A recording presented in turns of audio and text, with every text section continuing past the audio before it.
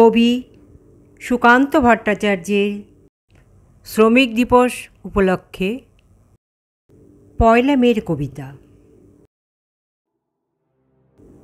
লাল আগুন ছড়িয়ে পড়েছে দিগন্তে থেকে দিগন্তে। কি হবে আর কুকুরের মতো বেঁচে থাকায়?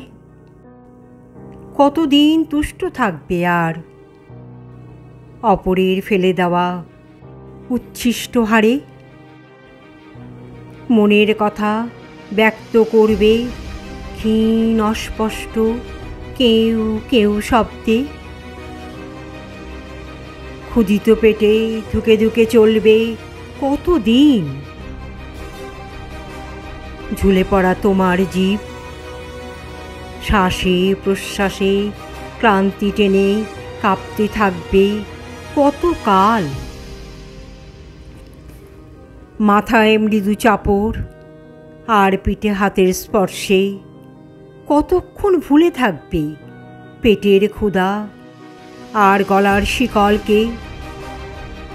কতক্ষণ নাড়তে থাকবে লেজ?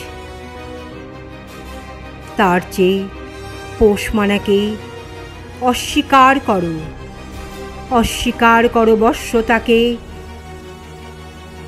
চলো শুকনো হাড়ের বদলে সন্ধান করি তাজা রক্তের।